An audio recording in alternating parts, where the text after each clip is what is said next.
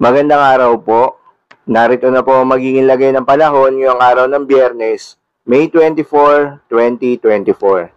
At latest update sa low pressure area na ating binabantayan na lumakas na bilang isang bagyong aghon.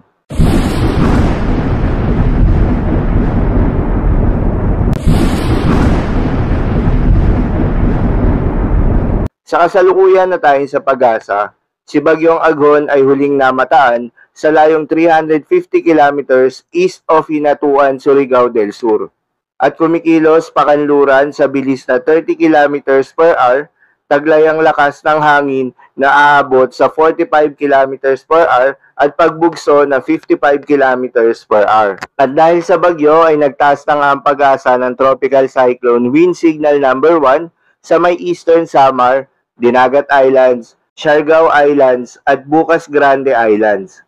Dahil dito, asa na maulap na kalangitan na may paminsan-minsan na malalakas na mga pagulan at pagbugso ng hangin. Kaya naman pinag-iingat rin yung mga kababayan natin sa banta ng pagbaha o pagguho ng lupa.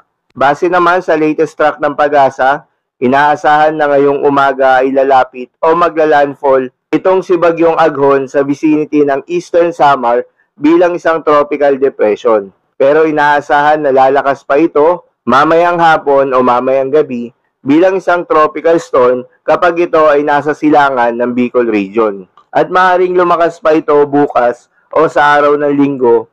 Inaasahan na magiging severe tropical storm itong si Bagyong Aghon at pagsapit naman ng Martes next week, aabot ang lakas nito sa isang typhoon category hanggang sa paglabas nito ng Philippine Area of Responsibility.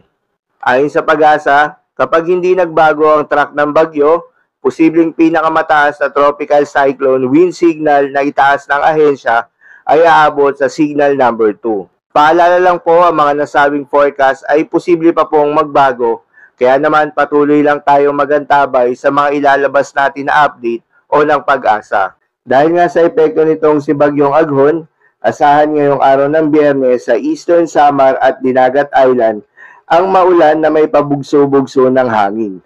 Posible ang mga pagbaha o pagguho ng lupa dahil sa katamtaman hanggang sa kung minsan ay malakas na pagulan.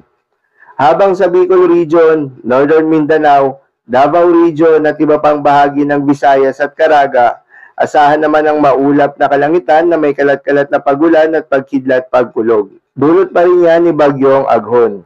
Posible rin ang mga pagbaha o pagguho ng lupa dahil sa katamtaman hanggang sa kung minsan ay malakas na pagulan. Habang sa Metro Manila at iba pang bahagi ng bansa, ay asahan ng bahagyang maulap hanggang sa maulap na papawirin na may kalat-kalat na pagulan o pagkidlat pagkulog. Dulot naman yan ng easterlies.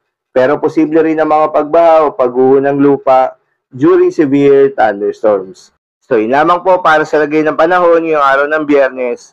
Keep safe, everyone.